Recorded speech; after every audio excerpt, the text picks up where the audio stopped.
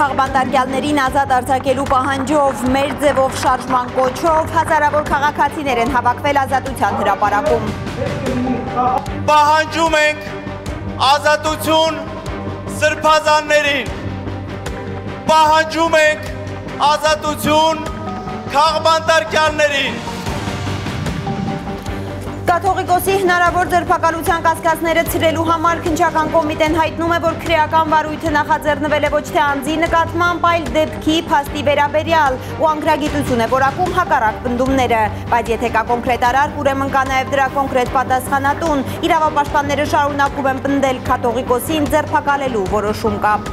Դա ես համարում եմ անխուսափելի, եթե հանրային ծայրահեղ արձագանք չլինի։ Փաշինյանը գոտին ձգած պատրաստվում է 2026-ի ընտրություններին եւ ընդդիմախոսների պնդմամբ պատրաստ է բանտերում փակել բոլոր նրանց, ովքեր թեկուզ փոքր պոտենցիալ ունեն դիմադրության օջախ ստեղծելու համար։ Այս մարդիկ ունեն հստակ պլան, գծագրած դետալներով։ Վաղ արշապատում դեռ 4 օր կա նախընտրական քարոզարշավի պաշտոնական մեկնարկին, բայց ընդդիմադիր քաղաքական ուժերը ահազանգում են, ԿՊԱ-ականները վաղուց արդեն սկսել են ոչ պաշտոնական քարոզարշավը։ Ակնհայտ է, որ դա քաղաքական, այսինքն քարոզչություն է։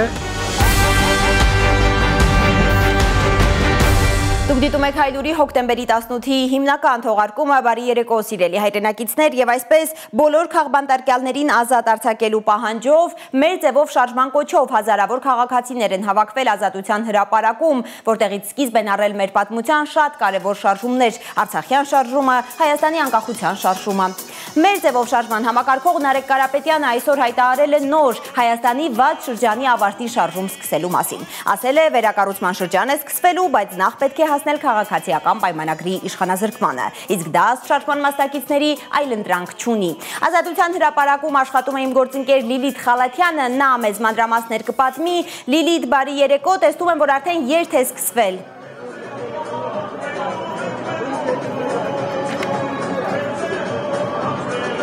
Բարի երեկո Լարա, բարի երեկո հարգելի հայրենակիցներ, բառացիորեն վայրկյաններ առաջ Ազատության հրապարակում ավարտվեց մեր ձևով ժողովրդական շարժման հանրահավաքը՝ ի աջակցություն բազմաթիվ քաղբանտարկյալների, նրանց թվում են ապօրինի կալանավորված հոգևորականներ, ազգային բարերար գործարար Սամվել Կարապետյանը։ Շարժման մասնակիցները այս պահին երթով շարժվում են ազգային անվտանգության ծառայության շենք, որի մեկուսարաններում հենց պահվում են քաղբանտարկյալները, իսկ մինչ այդ 17:30-ին մոտ 1 ժամ առաջ այստեղ մեկնարկել է շարժման մեծ հանրահավաքը, ելույթ է ունեցել բեմահարթակից շարժման համակարգող Նարեկ Կարապետյանը եւ այսպես մեկնաբանել ինչու է հանրահավաքի վայր ընտրվել Ազատության հրապարակը, սա այն հրապարակն է, որտեղից սկսվել է Արցախյան շարժումը, որտեղից սկսվել է անկախության շարժումը եւ սա դառնալու է այն վայրը, որտեղից սկսվելու է, ինչպես ինքն է ներկայացնում, Հայաստանի 6 շրջանի ավարտի եւ վերակառուցման շրջանը։ Այդ շրջանը կյանքի կոչելու համար մեր ձևով շարժումն ունի ծրագիր, բաղկացած 3 կարևոր կետից։ Ինչ է նախատեսում անել շարժումը, առաջարկում եմ լսենք հենց հիմա։ Ձեռքներդ հեռու քաշեք մեր եկեղեցուց։ Պահանջում ենք ազատություն սրբազաններին։ Պահանջում ենք ազատություն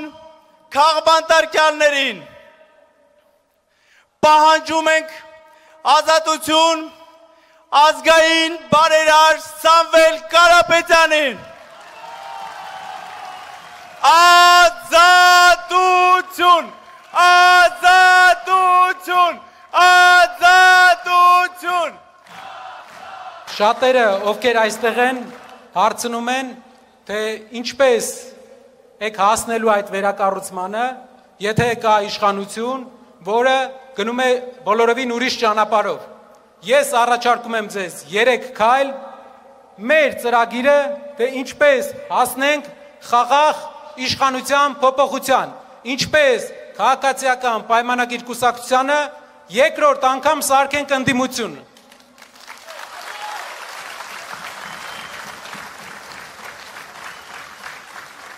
Քայլ համար 1.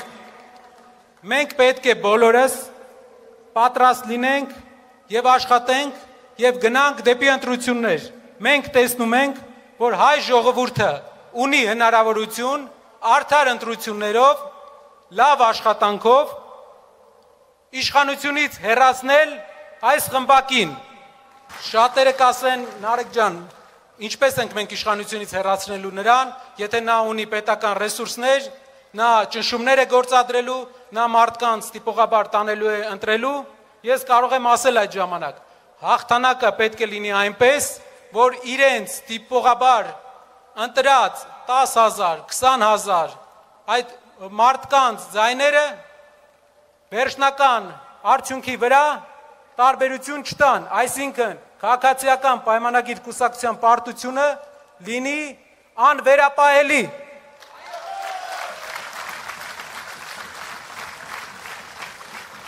Իսկ ինչ պետք է բոլորս անենք դրա համար, ամեն մեկս, ովքեր այստեղ են, գիտեն, որ շատ մարդիկ իրենց գործը թողել, եկել են այստեղ, որպեսզի հարցերի պատասխան լսեն, կարևոր հարցերի պատասխան, լավ, ինչ անենք, որպեսզի այդ օրը մեկ օր շուտ գա,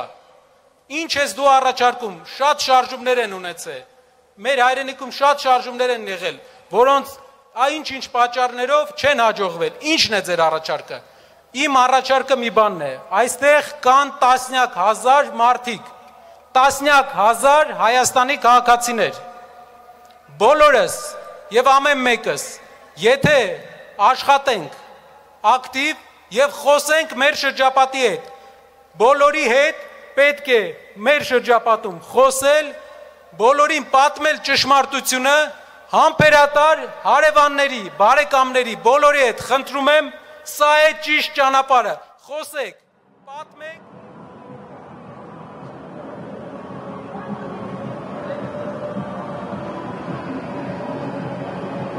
Հարգելի հեռուստադիտողներ, դուք լսեցիք քիչ առաջ, որ շարժման համակարգող Նարեկ Կարապետյանը իր խոսքում ասաց տասնյակ հազարավոր մարդիկ են մասնակցել հանրահավաքին։ Այս պահին ըստ փաստի տվյալների հանրահավաքին մասնակցել է ավելի քան 25,000 մարդ։ Նրանք բոլորը այս պահին Մաշտոցի պողոտա, Ամիրյան փողոց, Հրապարակ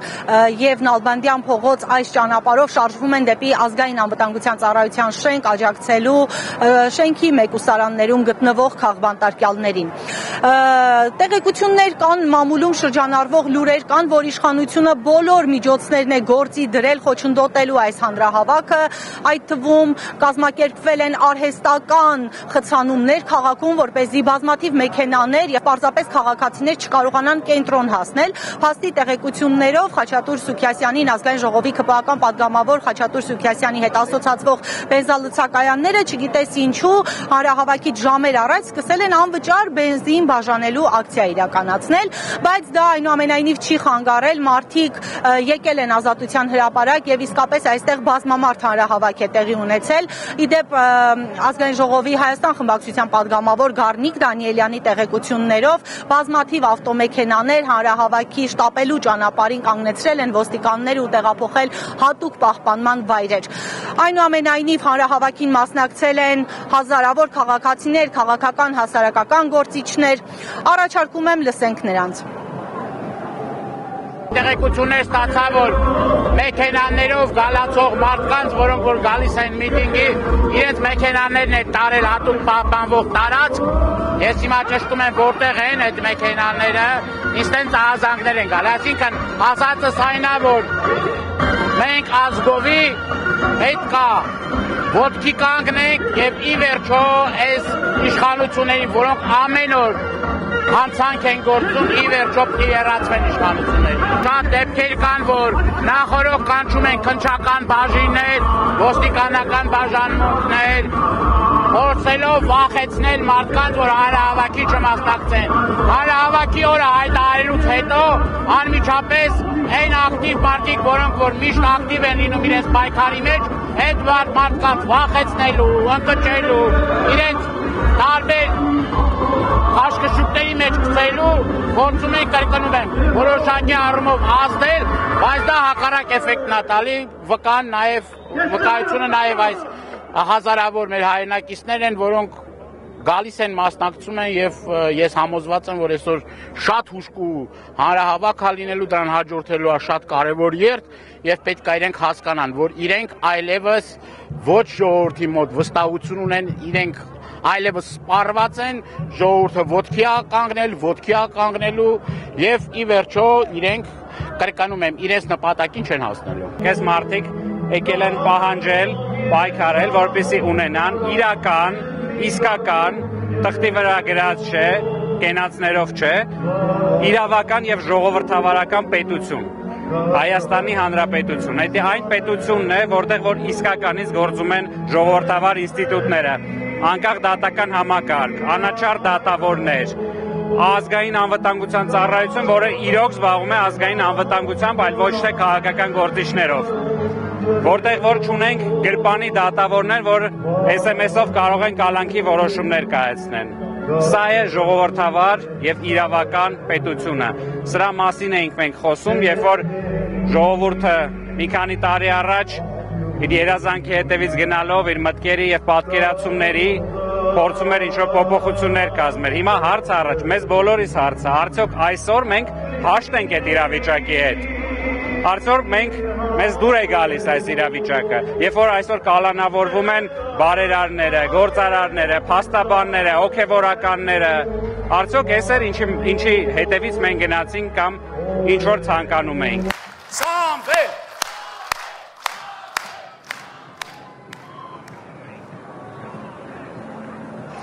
Հանրահավաքին մասնակցելու համար մարզերից Երևան են եկել հազարավոր քաղաքացիներ, մարդիկ, ովքեր պարզապես հաշտ չեն Հայաստանում ստեղծված իրավիճակի հետ, եկեղեցու դեմ սկսված արշավի հետ, գործող իշխանության տարբեր որոշումների հետ, ապօրինի կալանավայրերում գտնվող մարդկանց կարգավիճակի հետ եւ պարզապես այս իշխանության գոյության հետ հաշտ չեն։ Այս մարդիկ եկել են մասնակցել հանրահավաքի եւ իրենց կարծիքն արտահայտել, լսենք նաեւ մարզերից ժամանած քաղաքացիներին։ Եկեղեցի մրցակցությունն է։ Պարզապես քաղաքացի եք, թե որևէ կազմակերպությունից։ Այս ռայոնից եմ եկել, Եղվարդից եմ եկել, պարզապես քաղաքացի եմ։ Բայց ի՞նչն է շահագրգռել, որ ռայոնից հասել եք ստեղ։ Ոայ տիկին ջան, այս մեր երկիրը, մեր հայրենիքն է։ Հայրենիքը մեկն է, երկրորդը չենք ունենալու։ Ու հայրենիքը հենց հիմա տերևի նման կախված է։ Հետև ծնցումից ինքը գործունելու է։ Են մութ ու խավար տարիներին սաղ մարզերից գնացել աշխատել են մոտը, բերել են փող,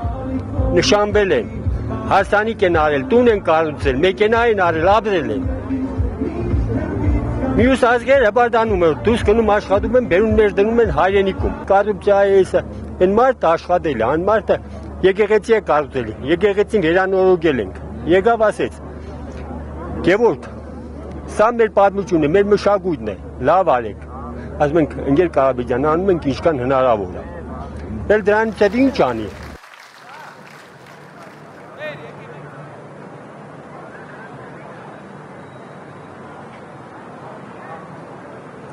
Հարգելի հեռուստադիտողներ, հանրահավաքը մեկնարկել է տերունական աղոթքով, հատկանշական է, որ այս օրերին, երբ հատկապես ավելի սուր իշխանությունների թիրախում է գտնվում եկեղեցին, նախաձեռնվում են քրեական վարույթներ, որոնց բովանդակությունը հետևյալն է, հոգևորականները հարկադրաբար մասնակցել են տարբեր հանրահավաքների, հակաիշխանական ցույցերի, միևնույն է շարունակում են բազմաթիվ հոգևորականներ ներկա գտնվել նորից հակաիշխանական ցույցերին, նրանցից Հայր Շահե Ծայրագույն Վարդապետ Անանյանը ելույթ է ունեցել բեմահարթակից, առաջարկում եմ լսենք նրան։ Մենք բոլորս այսօր այստեղ հավաքվել ենք մեկ հայրենի երկնքի տակ, մեկ ազգի զավակներ, մենք շարունակողներն ենք ոչ թե թղթի վրա, այլ մեր սրտերում գրված մեր ժառանգության։ Սրբազան Արարատի լանջերից մինչև մեր հովիտներ, դաշտեր, լեռներ,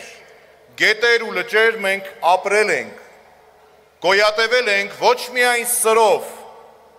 այլ նախ եւ առաջ հոգու զորությամբ։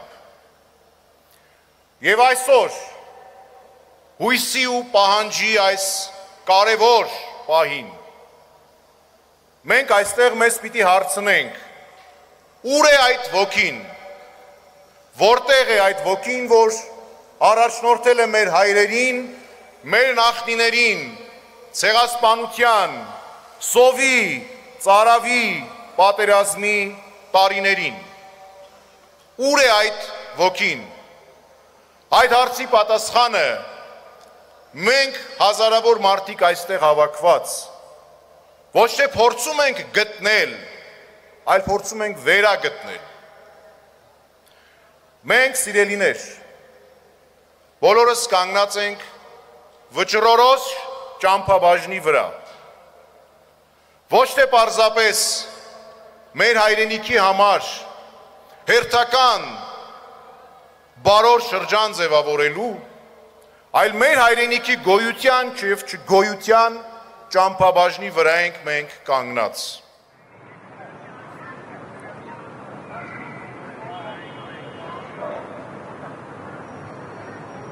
Հարգելի հեռուստադիտողներ, մեր ձևով շարժման բազմահազարանոց երթը այս պահին շարժվում է ազգային անվտանգության ծառայության շենք աջակցելու արդեն 120 օր անազատության մեջ գտնվող բարերար գործարար Սամվել Կարապետյանին, մեր բազմաթիվ հոգևորականներին, կալանավորված 3 սրբազաններին, նաև այլ քաղբանտարկյալներին, մենք այս պահին կմիանանք երթին, հաջորդիվ մանրամասներ կհայտնենք հավանաբար ազգային անվտանգության ծառայության շենքի բակից, այս ժամի համար հանրահավաքի մասին կարծում եմ այսքանը։ Լարա։ Շնորհակալ եմ Լիլիթ, սիրելի հայրենակիցներ, Լիլիթ Խալաթյանն էր հայտնում ամենաթարմ նորությունները հանրահավաքի և երթի վայրից։ Այժմ շարունակենք 2018-ին 3 միլիոն հայերից ամեն մեկին վարչապետ հռչակած, ավելի ուշ ինչի Հայաստանում դատավոր կա, որ կարային ասածին ասի չէ հարցրած մարդը, դիրքավորվել է այնպես, ասես գաղափար անգամ չունի, ինչ էր անում իրավապահ մարմինները նոր Հայաստանում։ Անպատասխան է հարցը, ինչու 2018-ին, երբ համացանցը պայթեցրեց ՀՔՑ պետերի ու Նիկոլ Փաշինյանի զրույցի գաղտնալսման սկանդալը, նախ հարուցվեց քրեական գործ ոչ թե այն հիմքով, թե ինչպես է վարչապետը հրահանգում երկրորդ նախագահին կալանքի տանել, այլ անհայտ գաղտնալսողների վերաբերյալ։ Արդարադատության նախարարն էլ հրաժարվեց կարծիք հայտնել դրա մասին, պատճառաբանելով, թե գաղտնալսումը արվել է ապօրինի։ Բայց մեր օրերում, երբ հրապարակվում է էլի ակնհայտորեն գաղտնալսված հեռախոսազրույց, որում կարգալույծ եղած հոգևորականը կաթողիկոսին մեղադրում է իրեն հավաքներին մասնակցել հրահանգելու համար, միանգամից գործ է հարուցվում ազդեցությունը օգտագործելով հավաք անցկացնելուն հարկադրելու հոդվածով։ Ընդ որում, կաթողիկոսի հնարավոր ձերբակալության կասկածները ցրելու համար քննչական կոմիտեն հայտնում է, որ քրեական վարույթը նախաձեռնվել է ոչ թե անձի նկատմամբ, այլ դեպքի փաստի վերաբերյալ ու անգրագիտություն է որակում հակառակ պնդումները։ Իրավապաշտպանները սակայն հորդորում են խոսնակին խոսել ըստեյության։ Եթե կա կոնկրետ արարք, ուրեմն կա նաև դրա կոնկրետ պատասխանատուն, մնացածը մանիպուլյացիա է։ Կաթողիկոսին ձերբակալելու որոշում կա, թե ոչ, փորձել է հասկանալ Լիլիթ Սարգսյանը։ Այո, մենք կարող ենք փաստել, որ ամենայն հայոց կաթողիկոսի նկատմամբ հարուցվել է կամ նախաձեռնվել է քրեական վարույթ։ Ժողովրդի լեզվով ասած հարուցվել է գործ։ Քննչական կոմիտեի նախաձեռնած քրեական վարույթում կաթողիկոսի անունը չկա։ Գործը հարուցվել է ազդեցությունն օգտագործելով, հավաք անցկացնելուն կամ դրան մասնակցելուն խոչընդոտելու կամ հարկադրելու, ինչպես նաև հավաքին մասնակցելու կամ հավաքին մասնակցելուց հրաժարվելու նպատակով նյութապես շահագրգռելու քրեական օրենսգրքի հոդվածով։ Քննչական կոմիտեի խոսնակը կաթողիկոսի հնարավոր ձերբակալության կասկածները ցրելու համար իրավական այբուբենն է բացատրել ֆեյսբուքյան էջում, պնդելով, որ քրեական վարույթը նախաձեռնվում է դեպքի առթիվ, ոչ թե որևէ անձի նկատմամբ, անձի դեմ քրեական հետապնդում է սկսվում։ Թեմայի վերաբերյալ այլ մեկնաբանությունները նա անգրագիտություն է որակել։ Կոչ կանեի այդ անձին չափավորել է խոսքը եւ չմտնել մասնագիտական դաշտ, որը մեղմ ասած թե իրենից է հեռու, թե իր հետ ուղիղ առնչություն ունեցողներից է բավական հեռու։ Իրավապաշտպանը նկատում է կոմիտեի խոսնակի բացատրածը հարցի ձևական տերմինաբանական կողմն է, բայց իրականում եթե կա հարուցված գործ որևէ դեպքով, կա նաև պատասխանատու դրա համար։ Օրինակ վերցնենք դասալքության հանցակազմը։ Դասալքության փաստով հարուցվում է նախաձեռնվում է քրեական վարույթ։ Պարզ չի, որ դա անձի նկատմամբ է։ Օդի մեջ չի լինում դասալքությունը, կոնկրետ անձը չէ լինում։ Գրառումներ։ Բռնության կոչ, չգիտեմ, իշխանության զավթման կոչ, այս քաղաքական բոլոր գործերը։ Այդ գրառումը ինչ որ օդից չի, ինչ որ կոնկրետ անձի գրառումն է, չէ՞։ Ինչ պետք է հարցը։ Այս դեպքում քրեական վարույթը նախաձեռնվել է 3 համացանցում հայտնված ձայնագրությունների հիմքով։ Զրուցում են Նաթան arczepiskopոսն ու Գարեգին II-ի նախկին գավազանակիր աղա Նաբեղա Երնջակյանը։ Սեփական դիմումի հիմքով կարգալույծ եղած Երնջակյանը պնդում է, որ կաթողիկոսը իրեն հրահանգել է ընտանիքի հետ մասնակցել հակաիշխանական ցույցերին։ Կաթողիկոսը ինձ ասում է ընտանիքի անդամներին ինչի չես վերցնում գնաս միտինգ անես Նիկոլի դեմ։ Զրույցը 2023 թվականի հոկտեմբերին է եղել ըստ հրապարակումների, եթե այն իրական է, ապա ստացվում է իրավապահ մարմինները գաղտնալսել են հեռախոսազրույցը։ Իրավապաշտպանի պնդմամբ գաղտնալսել չէին կարող օրինական ճանապարհով։ Առավել եւս որ խոսքը չի վերաբերվում հանցավոր կազմակերպության ներկայացուցչին եւ խոսքը վերաբերում է անգամ օրանակ հայ առաքելական եկեղեցու կանոնական կազմակերպության բարձրաստիճան ծառայող։ Բայց նախաձեռնված քրեական վարույթը ոչ թե գաղտնալսման մասին է, այլ այդ զրույցի բովանդակության, հավաքներին նյութական միջոցներով շահագրգռելով մասնակցելու պարտադրանքի։ Այդ հոդվածը նրա մասին չի, որ ապօրինի գաղտնալսում է իրականացվել, այլ նրա մասին է, որ ենթադրաբար ինչ-որ մարդ ստիպել է ինչ-որ մարդկանց գնալ միտինգի։ Լսում ենք, տեսնում ենք, որ միակ հանգամանքը, որտեղ խոսվում է, դա ուղիղ կաթողիկոսի ամենայն հայոց հայրապետի անունը չէ, այսպես տիտրոսը ներկայացնելով այդ խոսակիցը ինչ-որ բաներ է ասում, լավ հիմա գնահատական չտամ։ Հետևաբար, ինչպես իրավապաշտպանն է բացատրում, քննչական մարմնի սկսած գործը կաթողիկոսի դեմ է։ 3 սրբազանների ազատազրկումից հետո պետք է սպասենք վեհափառ հայրապետի ձերբակալությանը։ Դա ես համարում եմ անխուսափելի, եթե հանրային ծայրահեղ արձագանք չլինի։ Վեհարանի խուզարկության ու կաթողիկոսի ձերբակալության օպերացիային պետք է սպասել եկող երկուշաբթիից, կարծում է Մելիքյանը։ Նրանք թուրքական նաև սիմվոլիզմի մշակույթի կրողներն են եւ ես նաև ենթադրում եմ, որ հնարավոր է հոկտեմբերի 27-ի օրով նրանք որոշեն այս գործողությունը։ Իրավապաշտպանի կարծիքով շուտով կհարցաքննվի սեփական դիմումի հիմքով կարգալույծ եղած կաթողիկոսի նախկին գավազանակիր աղա Նաբեղա Երնջակյանը։ Հետո ԱԾԱ-ականները կմտնեն վեհարան խուզարկության ու վեհափառին ձերբակալելու որոշում կկայացվի։ Վեհարանը վեհի կկոչի հավանաբար Նիկոլ Փաշինյանը իրավապահների այդ օպերացիան։ Դիլիթ Սարգսյան, Առաքել Օհանյան, Էլեն Յահինյան, Հայլուր։ Մարդը, որ հայտարարում է, թե երեկոյան լուրերի թողարկումներից է իմանում երկիրը փոթորկող իրադարձությունների, օրինական նախադեպ հոգևորականների ձերբակալումների, նրանց մի մասի բռնի հետացման ահազանգերի մասին, քաղաքական ընդդիմախոսների կարծիքով հավակնում է երկրի ամենաակտիվ բլոգեր Տիտղոսին։ Միայն այսօր 8 տեսանյութ է հրապարակել Facebook-յան իր էջում։ Լավ օր է մաղթել սիրելի հետևորդներին, նորից քարոզել իր 4-րդ հանրապետության թեզերը, 4 րոպե 26 վայրկյան անընդմեջ նկարել Աշտարակ Թալին ճանապարհը, 9 րոպե 23 վայրկյան Երևան Գյումրի ճանապարհը։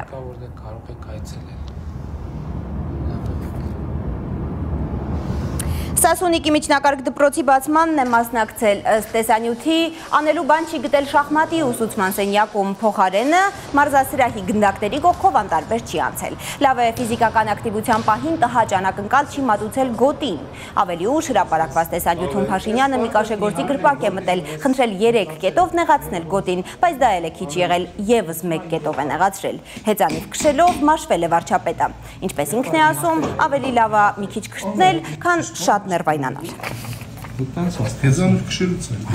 ավելի լավ կլներ։ Այսօրվա տեսանյութերից մեկում էլ Փաշինյանը փորձել է իբրև ժողովրդական պահանջի շղարշով փաթաթել երկրում սկսված բռնաճնշումների ալիքը։ Դե նա կաշառակեր ուտողներին ինչի չեն բռնում։ Փաշինյանին այս հարցով է մոտեցել մի տղամարդ։ Դե նա ամեն օր բռնում են, հերթով սաղին կբռնեն, պատասխանել է Փաշինյանը։ Նրա անդիմախոսների պնդմամբ դպրոցի բացման արարողության մասին պատմող տեսանյութում այս դիալոգը կարող էր հայտնվել միայն հատուկ բեմադրված լինելու դեպքում։ Գործող վարչապետը աննախադեպ թափով է պատրաստվում 2026-ի ընտրություններին եւ պատրաստ է բանտերում փակել բոլոր նրանց, ովքեր թեկուզ փոքր պոտենցիալ ունեն դիմադրության օջախ ստեղծելու համար։ Իշխանությունը հասկանում է, որ մեկ օր առանց իշխանության իրենց համար ճակատագրական է լինելու։ Իշխանությունը պահելու համար Նիկոլ Փաշինյանն ավելի է ահագնացնելու բռնաճնշումների ալիքը ընտրությունների մոտենալուն զուգահեռ, պնդում է Ալեն Ղևոնդյանը։ Ըստ քաղաքագետի Փաշինյանի իշխանության մնալը օդ ու ջրի պես անհրաժեշտ է նաև նրա արտաքին պատվիրատուներին։ Ոչ միայն ճակատագրական է լինելու ներսում, այլ նաև այն պատվիրատուների համար, Ադրբեջան, Թուրքիա եւ ոչ միայն, ում առաջ նրանք հանձնառություններ են վերցրել։ Հայ առաքելական եկեղեցու դեմ արշավն էլ ըստ քաղաքագետի այդպիսի մի հանձնառության կատարում է։ Այս մարդիկ ունեն հստակ պլան, գծագրած դետալներով, այս մարդիկ ունեն ուժային ռեսուրսներ, ունեն ազգային անվտանգության ծառայություն, որը իր գործառույթների շրջանակում կամ միգուցե դրանից դուրս ինչ-որ չափով, հա, ինչ-որ քայլեր է ձեռնարկում, ինչ-որ ինֆորմացիա է հայթայթում, այդ ինֆորմացիան դնում են երբեմն կեղծ, երբեմն ավել կամ պակաս հիմնավոր ինչ-որ քրեական գործերի ներքո, որոնք իրականում ճնշման մահակ են։ Մի կողմից էլ եկեղեցու դեմ ապալեգիտիմացման գործիքներ, հա։ Հենց եկեղեցին ապալեգիտիմացնելու ծրագրի մաս է նաև Սամվել Կարապետյանի կալանավորումը։ Կարծում է Ղևոնդյանը, ըստ նրա, օրվա իշխանության համար պոտենցիալ վտանգ է հայկական արժեքաբանության պաշտպանությունը։ Հասկանում էր Կարապետյան Սամվելը քաղաքական դեմք չի, հնարավոր չի իրան բարոյա, այսպես ասած կներեք, փչացնել, հա, այդ հանրային են գործիքներով նախկիններ ներկաներ, որով ինքը սովորաբար աշխատում է, եւ երկրորդը Սամվելը պաշտպանում է եկեղեցու հավատքի հայ լինելու արժեքաբանությունը, այսինքն դա իր համար պոտենցիալ վտանգ է թողած։ Քաղաքագետ Ղևոնդյանի համոզմամբ օտար ուժերի առաջ Փաշինյանի ստանձնած պարտավորությունների հետևողական կատարումն է պատճառը, որ այսօր Արևմուտքը աչք է փակում Հայաստանում բռնատիրական կարգեր հաստատելու փորձերի վրա։ Փաշինյանին իշխանազրկելու համար ըստ քաղաքագետի ընդդիմությունը ոչ թե էմոցիոնալ պոպուլիստական փաթեթավորմամբ ծրագիր պետք է առաջարկի, այլ մարդկանց հստակ բացատրի։ Փաշինյանի խաղաղասիրական թեզը կեղծ է, որ Բաքվի հետ պայմանավորվածությունները զիջումների հետևանքով ստացած ժամանակավոր զինադադար է։ Առանց ուժային բալանսի վերականգնման, առանց միջազգային երաշխավորների խաղաղություն չի գալու տարածաշրջան, վստահ է քաղաքագետը։ Խաղաղության որևէ process-ում, եթե դու չես զինվում, որպես պլան B, իսկ ցանկացած բանակցությունների ժամանակ միշտ լինում է պլան B, մանավանդ եթե դիպացած Ադրբեջանը ով ասում է, ինչ Հայաստանի մասնախոսքը, մենք խոսում ենք Արևմտյան Ադրբեջանի մասին, դու պետք է հասկանաս, որ դու պետք է պատրաստ լինես։ Ալեն Ղևոնդյանը կարծում է, որ Փաշինյանին չի աջողվել մարդկանց համոզել, թե Վաշինգտոնյան բանակցություններից հետո այլևս խաղաղություն է հաստատվել։ Այդ պնդումները փշուր-փշուր են լինում այսպես կոչված Զանգեզուրի միջանցքի մասին Ալիևի յուրաքանչյուր հայտարարությունից հետո։ Քաղաքագետը նկատում է, որ գործող իշխանությունը վարկանիշի անկում է ապրում, բայց պետք չէ, որ ընդդիմությունը միայն դրա վրա հույս դնի։ Այստեղ կարևորը որ ընդդիմությունը հասկանա, որ իրավիճակը բավական լուրջ է։ Ու միայն ցածր ռեյտինգով, որ իրանք հույս ունեն ընտրությունների ժամանակ, որ դրանով կարող են ախտել, այդպես չի լինելու։ Բացարձակ չի լինելու։ Վարչապետական ռեսուրս են օգտագործելու, ուժային ռեսուրս են օգտագործելու։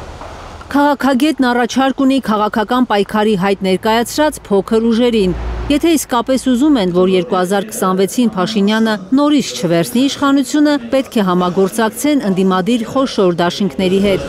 Այլապես նրանց ստացած 1-2% ձայներից շահելու է իշխող ուժը։ Վերջում այդ 1.5-ները շատ վատ կատակ են խաղալու, ասենք 10 հատ 1.5-ը վերջում միանալու է համամասնորեն առաջի, երկրորդ, երրորդ տեղ գրավվածներին համամասնորեն, հա, ու ասենք թե օթից գործող իշխանությունը ստանալու է քվեների քանակը։ Կարնե Մանգասարյան, Միլենա Պողոսյան եւ Նորայր Հակոբյան, Հայլուր։ Հայաստանի պետական մանկավարժական համալսարանի ռեկտորը տանն է, դատարանը մերժել է նրան կալանավորելու քննիչի միջնորդությունը, այս մասին Հայլուրին հայտնել է Սրբուհի Գևորգյանի փաստաբան Կարեն Գաբրիելյանը։ Գևորգյանի նկատմամբ ընտրվել են այլընտրանքային խափանման միջոցներ, ներառյալ գրավ։ Չի կալանավորվել նաև ռեկտորի հետ ձերբակալված պրոռեկտոր Մարիաննա Հարությունյանը, գիշերն է հակակոռուպցիոն կոմիտեից տուն վերադարձել պրոռեկտորը, նրան ազատ են արձակել խափանման միջոց ընտրելով չհեռանալու մասին ստորագրությունը։ Ինչպես գիտեք, 3 հակակոռուպցիոն կոմիտեն հայտնել էր, որ մանկավարժական համալսարանի ռեկտորն ու պրոռեկտորը մեղադրվում են համալսարանի տարբեր աշխատակիցներից կազմված հանցավոր կազմակերպություն ստեղծելու, ղեկավարելու, առանձնապես խոշոր վատնում եւ խարդախություն անելու, ինչպես նաեւ կաշառք ստանալու համար։ Սրբազան շարժման օրերին գրեթե կես տարի կալանավորված ՀՅԴ Գերագույն մարմնի անդամ Գերասիմ Վարդանյանը հայտարարել է, որ իրեն կալանավորել են մի մեղադրանքով, որ ապաքրեական է համարում Վենետիկի հանձնաժողովը։ Եվրոպայի խորհրդի խորհրդատվական մարմինը հրապարակել է Վարդանյանի գործով հանցակազմի բացակայության եւ ապաքրեական լինելու մասին եզրակացությունը։ ՀՅԴ Գերագույն մարմնի անդամը, որ 6 ամիս կալանավայրում էր անցկացրել մարդկանց իբրև փողի դիմաց հանրահավաքների տանելու համար, չի բացառում, որ այս գործը կարճվելուց հետո հերթական քաղաքական հետապնդումը սկսվի իր դեմ։ 13 քրեական գործերից 11-ով կարճվել եւ արդարացվել են Ենթադրվում է, որ այս Վենետիկյան հանձնաժողովի եզրակացությունից հետո 12-րդն էլ պետք է կարճվի, մնում է մեկ գործ, բայց ես չեմ բացառում վաղը մյուս օրը որևէ ակտիվ քաղաքական process-ի կամ զարգացման ընթացքում նրանց երևակայությունը գիտեք ինչ մեծ է, ցանկացած տեսակի ինչ-որ մի շինչ ու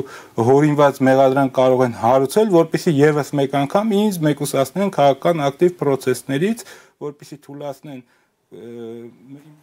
Վաղ շաբաթում նոյեմբերի 16-ին սպասվող ավականու ընտրություններին մասնակցելու համար գրանցվել է 8 քաղաքական ուժ։ Կենտրոնական ընտրական հանձնաժողովը այսօր հրապարակել է վիճակահանության արդյունքները, որով պարզ է դարձել, թե քաղաքական ուժերից որը ինչ համարով է մասնակցելու ընտրություններին։ Դեռ 4 օր կա նախընտրական քարոզարշավի պաշտոնական մեկնարկին, բայց ընդդիմադիր քաղաքական ուժերը ահազանգում են, ՔՊԱ-ականները վաղ շաբաթում վաղուց արդեն սկսել են ոչ պաշտոնական քարոզարշավը։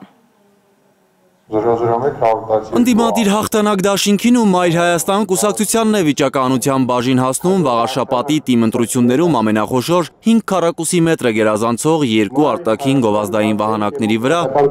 քարոզչական պաստառներ փակցնելու իրավունքը։ Կենտրոնական ընտրական հանձնաժողովի այսօրվա վիճակահանությամբ էջմիածնում իշխանության համար հայտ ներկայացրած մյուս 6 քաղաքական ուժերին Համահայկական ճակատ, Հանրապետություն, Ազատ դեմոկրատներ, Ժառանգություն, Քաղաքացիական պայմանագիր և հայրենիք կուսակցություններին բաժին չի հասել մեծ գովազդային վահանակների վրա պաստառներ փակցնելու իրավունքը։ Վաղաշաբաթ համայնքում դեռ իշխող քաղաքապայմանագիրը սակայն ձեռքերը ծալած չի նստում։ Ահազանգում է ընդդիմադիր Մայր Հայաստան կուսակցության ներկայացուցիչը։ Ըստ Արման Ստեփանյանի էջմիածնում խոյում էլեկտրասյուների վրա երկաթե կոնստրուկցիաներ են վերջին օրերին հարմարեցնում։ Նա տեղեկություն ունի, որ դրանք արվում են ՔՊԱ-ական տեխնացուի վաղաշաբաթի համայնքապետի ժամանակավոր պաշտոնակատար Արգիշտի Մեխակյանի և նրա թիմակիցների քարոզչական պաստառները փակցնելու համար։ Աբսուրդի ժանրից է ամբողջ համայնքում վաղաշաբաթ լինի 2 վահանակ բոլոր մասնակից ուժերի համար, իսկ իրենց համար հատուկ կառուցվում են արտոնյալ պայմանները բոլոր հենասյուների վրա, սկսած Զվարթնոց գյուղից, այսինքն Զվարթնոց տաճարի մոտից, այդ հենասյուների վրա լուսավորության տեղադրում են երկաթե վահանակներ։ Դեռ 4 օր կա էջմիածնում նախընտրական քարոզարշավի պաշտոնական մեկնարկին, սակայն իշխանական տեխնացու Արգիշտի Մեխակյանի ընդդիմախոսներն ասում են, որ ԿՊԱ-ականները վաղաշաբաթում արդեն սկսել են ոչ պաշտոնական քարոզարշավը։ Բնականաբար անընդունում է, որ մենք քաղաքային իշխանություն ենք, ժամանակավոր պաշտոնակատար ենք, դրանով ենք փորձում ունենք, բայց ակնհայտ է, որ դա քաղաքական, այսինքն քարոզչություն է, իրենք այդ առումով սկսել են ամեն ինչ եւ օր-օր շարունակվում են։ Արգիշտի Մեխակյանից փորձեցինք պարզել, թե ինչ նպատակով է քարոզարշավից առաջ բակային հանդիպումներ ունենում վաղաշաբաթիների հետ, սակայն նրա մամուլի խոսնակը մեզ փոխանցեց, որ Մեխակյանը հայլուրին հարցազրույց չի տալիս։ Օրինակ, Փաշինյանի ընտանիքին պատկանող հայկական ժամանակին տալիս է հարցազրույց։ Քայլն է իրականացվում։ Մոտ կես ժամանոց հարցազրույցի սկզբում հերքել է, որ իր բակային հանդիպումները քաղաքական բնույթի են, ըստ Մեխակյանի, որպես համայնքապետի ժամանակավոր պաշտոնակատար, դա իր գործն է։ Դա իմ աշխատանքի մի մասն է քաղաքացիների հետ շփումը, մեր համայնքում ապրող տարբեր շերտերի հետ առանցին նույնիսկ հանդիպումը, որովհետև իրենց եթե կան սպეციფიկ խնդիրներ առանցին շերտին վերաբերող պետք է քննարկել իրենց հետ։ Նախկին ԿՊԱ-ական կենտրոնական ընտրական հանձնաժողովի նախագահ Վահագն Հովակիմյանը արտառոց ոչինչ չի տեսնում, որ քաղաքացիական պայմանագիրը արդեն վարչական ռեսուրսն օգտագործելով չհայտարարված քարոզարշավ է անում վաղաշաբաթում։ Մինչև քարոզարշավը կուսակցությունները, քաղաքական գործիչները ազատ են քարոզչություն կատարելու։ Էդգար Ղուշյան, Գայանե Մովսիսյան, Աշոտ Մնոյան և Արաքել Օհանյան, Հայլուր։ Սիրելի հայրենակիցներ, այժմ համառոտ այն մասին, թե ինչ ունենք թողարկման երկրորդ մասում։ Գուցե հաջորդ ամիս կամ գուցե հաջորդ տարի Հայաստանը կարող է դիմել Եվրամիության անդամակցության համար Հայաստանի արտգործնախարարի լղոզված ձևակերպումները։ Քաղաքական մղձավանջ Եվրամիության համար Բուդապեշտում կայանալիք Պուտին-Թրամփ հանդիպումը ցույց է տալիս արհամարհանք Եվրոպայի նկատմամբ։ Պուտինի հետ հեռախոսով խոսելուց հետո Թրամփը ընդունել է Զելենսկիին ու մերժել Կիև տոմահաուկներ մատակարարելու Ուկրաինայի նախագահի խնդրանքը։ Այդ զենքը իրեն էլ է պետք։ Մեզ անհրաժեշտ են տոմահաուկներ ու շատ այլ զենքեր, որոնք մենք ուղարկում ենք Ուկրաինա։ Իսկ ռուս-ուկրաինական պատերազմի 1333-րդ օրը Ռուսաստանի պաշտպանության նախարարությունը հայտնել է Ուկրաինայի արևելքում գտնվող ևս մեկ բնակավայրում վերահսկողություն հաստատելու մասին, Կիևը չի մեկնաբանում։ Եվ այսպես Հայաստանը կարող է դիմել Եվրամիության անդամակցության համար հաջորդ ամիս կամ գուցե հաջորդ տարի։ Հայաստանի արտգործնախարարն է այս լղոզված ձևակերպման հեղինակը։ Գերմանական Deutsche Welle-ի հետ զրույցում է Արարատ Միրզոյանը հայտարարել, որ հստակ չի կարող ասել դիմելու տարեթիվը, որովհետև դա կախված է բազմաթիվ գործոններից։ Բայց նա ասել է, որ դա է Երևանի պաշտոնական քաղաքականությունը։ Չի մոռացել վերջում շեշտել, չնայած այդ ամենին Ռուսաստանը Հայաստանի հիմնական գործընկերներից մեկն է։ Քաղաքական մղձավանջ է հասունանում Եվրամիության համար իսպանական El País-ն է այդպես անվանել Պուտին-Թրամփ հաջորդ հանդիպումը Բուդապեշտում անցկացնելու պայմանավորվածությունը։ Այն, որ հանդիպումը տեղի է ունենալու Հունգարիայի մայրաքաղաքում, ըստ պարբերականի ցույց է տալիս արհամարհանք Եվրոպայի նկատմամբ եւ ամոթալի դրության մեջ է դնում Եվրամիության ու ՆԱՏՕ-ի մյուս առաջնորդներին։ Ամոթալի են անվանում Եվրոպայում նաեւ Թրամփի նախորեի վարքը։ Սպիտակ տանը, ըստ շատ վերլուծաբանների, նախորդ հիասթափության մեջ է գցել Ուկրաինայի նախագահ Վլադիմիր Զելենսկիին, մերժելով Տոմահաուք հրթիռներ ուղարկել Կիև։ Փորձագետները ենթադրում են, որ որոշման մեջ Թրամփը ավելի անսասան է դարձել Պուտինի հետ 2 ժամ հեռախոսով խոսելուց հետո։ Դաշնությունը մեկ անգամ չէ, որ հայտարարել է Տոմահաուքների մատակարարումը կվնասի ռուս-ամերիկյան հարաբերություններին։ Մոտ 30 րոպե սպասում է Զելենսկին Սպիտակ տանը, որ Թրամփը հոտնկայս լսի իտալացի Անդրեա Բոչելիի երգը ու վերջապես ընդունի իրեն։ Ռուսական լրատվամիջոցները հատուկ ուշադրություն են դարձնում Բոչելիի բառերին։ Աշխարհահռչակ իտալացին երգում է եղբորը հրաժեշտ տալու մասին։ Հանդիպմանը Թրամփը միանգամից ու պարզ ասում է, չի պատրաստվում Ուկրաինային տալ Տոմահաուք հեռահար հրթիռները, որոնց համար էլ Զելենսկին կտրել անցել էր օվկիանոսը։ Մեզ անհրաժեշտ են տոմահաուկներ ու շատ այլ զենքեր, որոնք մենք ուղարկում ենք Ուկրաինա։ Մեզ համար հեշտ չէ այդքան զենք տալը։ Դուք խոսում եք հսկայական քանակությամբ շատ հզոր զենքերի մասին։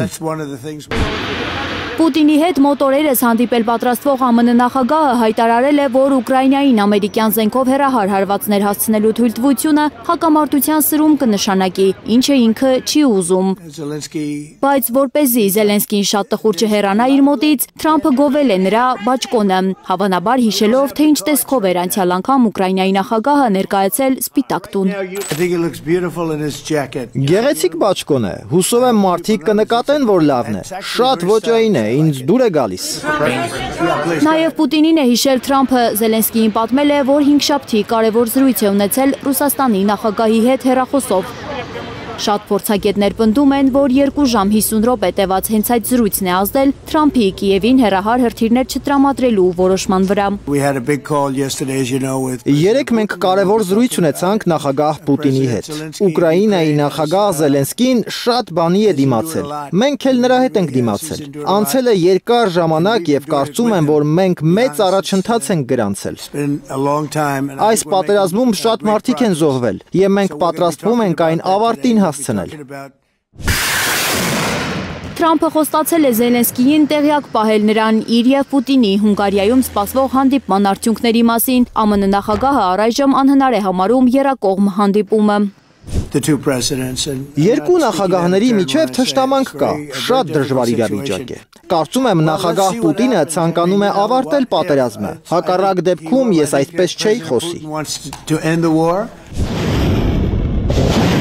Հաշվել է ԱՄՆ նախագահը, եթե ստացվի դադարեցնել ուկրաինական պատերազմը, դա կլինի իր ջանքերով հաստատված 9-րդ խաղաղությունը։ Սպիտակ տանը քննարկումներն արդյունավետ է անվանել Ուկրաինայի նախագահը։ Զելենսկին հայտարարել է, որ հավատում է, Թրամփն իսկապես ուզում է, որ վերջանա պատերազմը։ Հանդիպումից հետո եվրոպացի առաջնորդների հետ է հեռախոսով խոսել Զելենսկին։ Աննա Գյուլնազարյան, Էլեն Յահինյան, Հայլուրի համար։ Ռուս-ուկրաինական պատերազմի 1333-րդ օրն է։ Ռուսաստանի պաշտպանության նախարարությունը հայտնել է Ուկրաինայի արևելքում գտնվող ևս մեկ բնակավայրում վերահսկողություն հաստատելու մասին։ Դոնեցկի մարզի Պլեշիևկա գյուղում ռուսական վերահսկողության հաստատման մասին լուրը առայժմ չի մեկնաբանել Կիևը։ Երեկ էլ Ռուսաստանի ռազմական գերատեսչությունը Դնեպրոպետրովսկի եւ Խարկովի մարզերում 3 գյուղ վերցնելու մասին էր հայտնել։ Այդ թվում այն տարածքների, որոնք Կիևը իր վերահսկողության տակ էր առել 3 տարի առաջ անակնկալ հակահարձակման ժամանակ։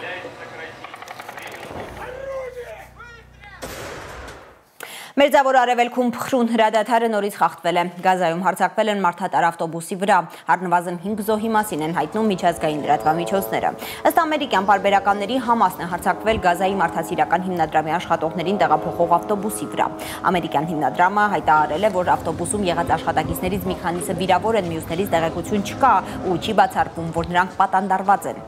Համասը Կարմիր խաչին է փոխանցել ևս մեկ իսրայելցի պատանդիաճուն։ Գազայում հրադադարի առաջին օրից պաղեստինյան շարժումը 28 զոհված պատանդներից միայն 9-ի մարմիններն է վերադարձրել, պատճառաբանելով, թե ռմբակոծված շենքերի նկուղներում եւ թունելներում թաղված իսրայելցիներին անհնար է դուրս բերել, քանի որ Իսրայելը թույլ չի տալիս Գազա փրկարարական տեխնիկա մտցնել։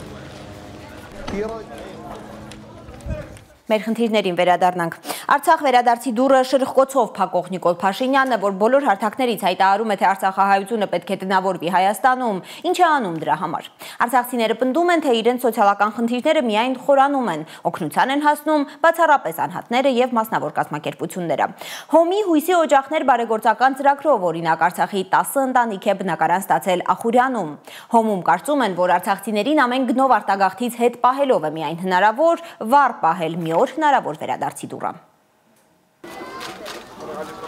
Կարմիր ժապավենից այն կողմ Արցախցի Սուրիկի 7 հոգանոց ընտանիքն է, նրանք իրենց նոր տան շեմին են։ Հոմը իր տրամները կհավաքի ժողովուրդեն եւ հետ ժողովուրդին գուտա։ Երբ որ բռնակախտվեցան Արցախահայությունը, հոմը մտածեց ըստ իր արակելության հայ Արցախցի մնա իր հայրենիքի մեջ։ Էլվարդ չի վճարելու այն տան համար, որտեղ մի քանի տարի է ապրում է այս ընտանիքը։ Հայօգնության միությունը սեփականության վկայական է հանձնում նրանց։ Այս դունի հովանավորները Կանադայի հսկա համայնքի նվիրատվությամբ հավաքված գումարով է, որ այս դունը մենք ստանցնած ենք եւ կնվիրենք Բարոն Սուրիգի ընտանիքին, որ 7 հոգիները պաղացած ընտանիք մնե։ Հայօգնության միության հույսի օջախներ բարեգործական ծրագրի շնորհիվ Արցախցի 10 ընտանիքներ իրենց սեփական բնակարաններն ունեն Ախուրյանում, վերանորոգված, կահավորված։ Այստեղ ապրել ենք այս տանը, այս նույն տանը վարձով։ Հետո մի օր արտակը զանգեց, ասեց, գիտես, այսպիսի մի ծրագիր կա։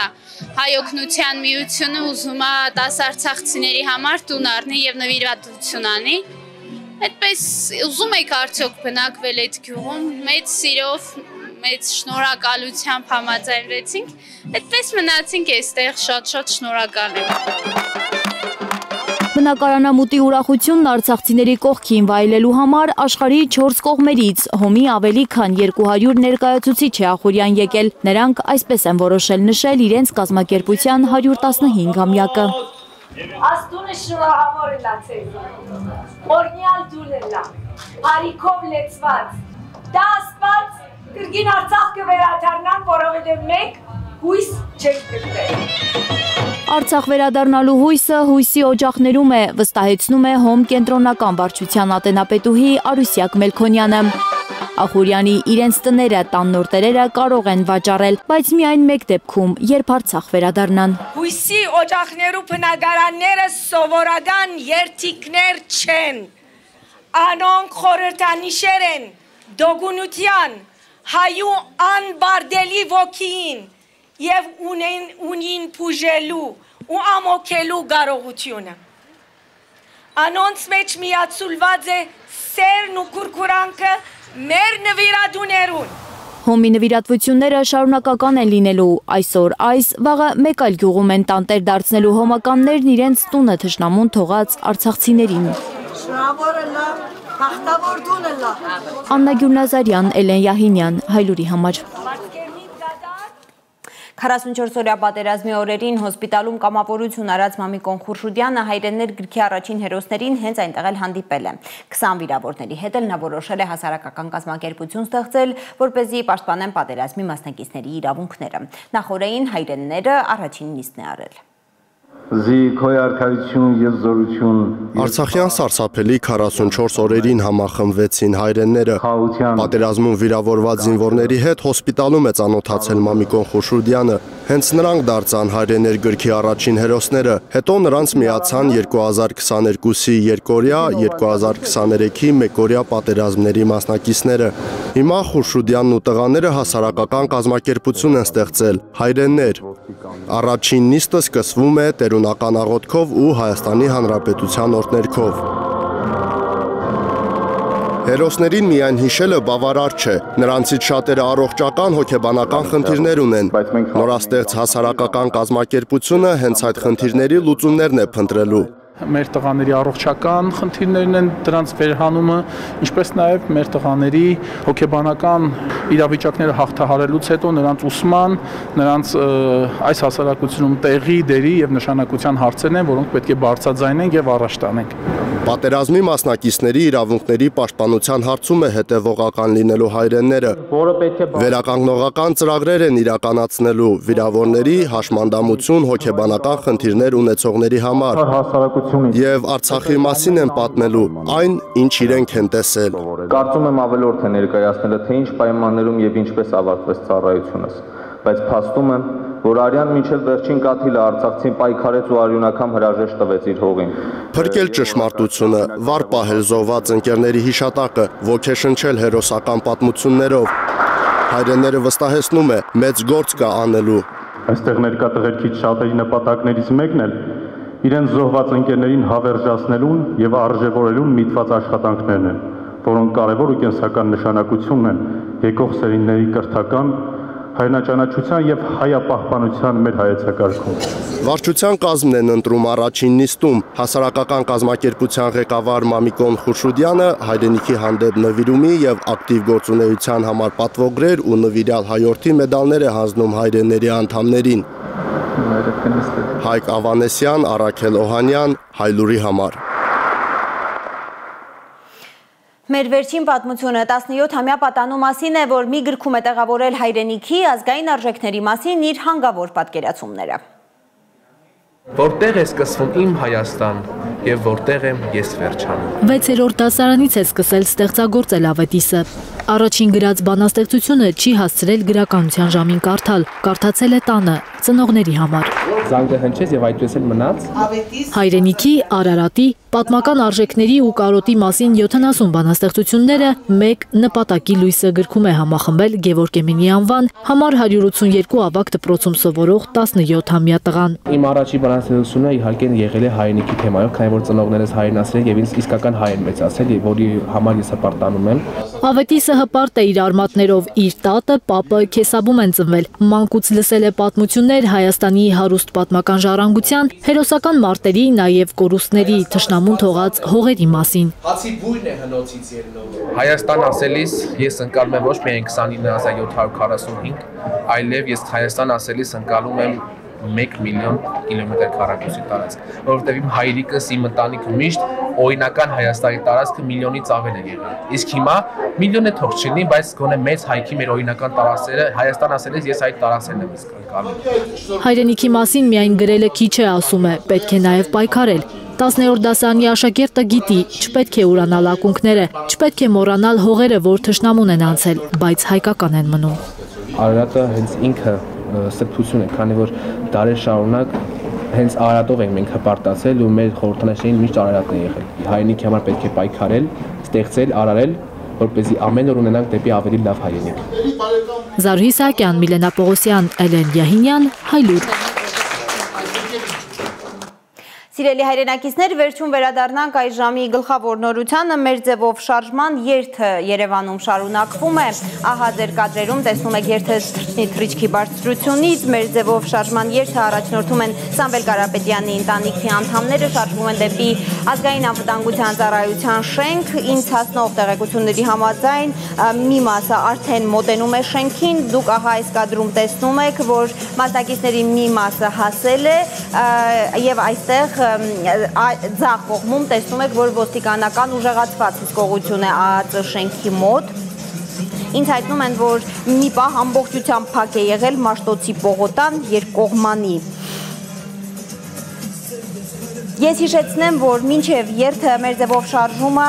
հազարավոր քաղաքացիների հետ հանրահավաք է արել Ազատության հրապարակում, որտեղից սկիզբ են առել մեր պատմության շատ կարևոր շարժումներ, Արցախյան շարժումը, Հայաստանի անկախության շարժումը։ Մեր ձևով շարժման համակարգող Նարեկ Կարապետյանը հայտարարել է նոր Հայաստանի 6 շրջանի ավարտի շարժում սկսելու մասին։ Ասել է վերակառուցման շրջան է սկսվելու, բայց նախ պետք է հասնել քաղաքացիական պայմանագրի իշխանազրկմանը, իսկ դա ըստ այս շարժման մասնակիցների այլընտրանք չունի։ Ազատության հրապարակում հրավիրված հանրահավաքի եւ այս երթի գլխավոր պահանջն է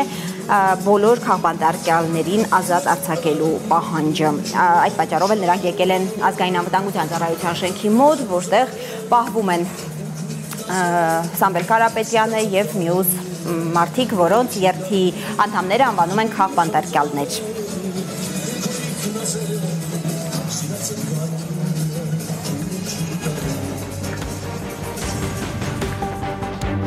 Հայդուրը հետևում է իրադարձությունների զարգացմանը, մանրամասների սպասեք մեր 20:30-ի թողարկմանը, մինչ այդ ժամանակ։